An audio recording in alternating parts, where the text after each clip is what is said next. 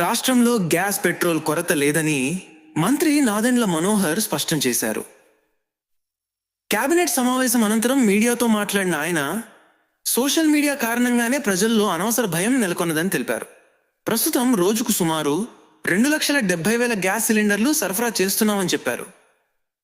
కేంద్ర ప్రభుత్వం ఆదేశాల మేరకు పరిశ్రమలకు సరఫరా కొంత తగ్గించామని వెల్లడించారు. వేసవి సెలవుల కారణంగా స్కూళ్లు, కాలేజీలు, హాస్టళ్లలో గ్యాస్ వినియోగం తగ్గుతుందని, ఆ గ్యాస్ ను పరిశ్రమలకు మళ్లిస్తామని మంత్రి వివరించారు. ప్రజలు ఎలాంటి ఆందోళన చెందాల్సిన అవసరం లేదని మంత్రి నాదెండ్ల మనోహర్ స్పష్టం చేశారు.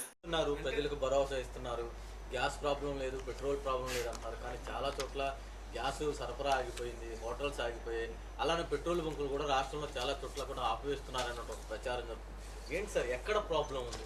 ప్రాబ్లం అంతా సోషల్ మీడియాలో ఉందండి. ఎక్కువగా ఒక భయాందోళన సృష్టించడానికి, ప్రజల్లో అభద్రత భావం పెంచడానికి కోసం వాళ్ళు చేస్తున్న ప్రయత్నం.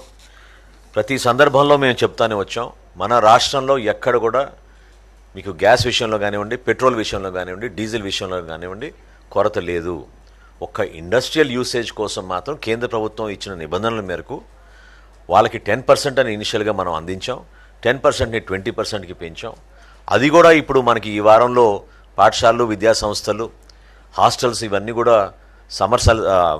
వేసవి సెలవుల కోసం ఇస్తాం. కాబట్టి ఆ వచ్చిన స్టాక్ని దానిది కూడా డైవర్ట్ చేయమని జాయింట్ కలెక్టర్స్కి మా కమిషనర్ గారు ఆల్రెడీ ఇన్స్ట్రక్షన్స్ ఇవ్వడం జరిగింది.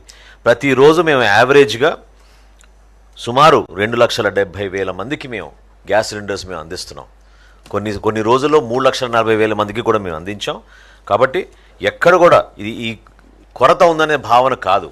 దయచేసి అర్థం చేసుకోవాల్సింది ఏంటంటే, ఒక 2 రోజులు ఇటువంటి సమాచారం క్షేత్రస్థాయిలో కావాలనే ఒక భయాందోళన సృష్టించడానికి తీసుకెళ్తున్నారు. కాబట్టి ప్రజలు రియాక్ట్ అయ్యి 2 లక్షల బుకింగ్లు కాస్త ఒకే రోజున 5 లక్షల బుకింగ్లు చేయడం వలన ఆ బ్యాక్ ఎండ్ గ్యాప్ వచ్చింది తప్ప, డెలివరీస్లో ఎక్కడ కూడా ఈ 3 ఆయిల్ కంపెనీస్ చాలా అద్భుతంగా రాత్రింబగలు కృషి చేసి ఈ కొరత లేకుండా వాళ్ళు చూసుకుంటున్నారు. దానికి మా డిపార్ట్మెంట్ నుంచి అన్ని విధాలుగా సహకరించుకుంటూ ముందుకెళ్తున్నారు.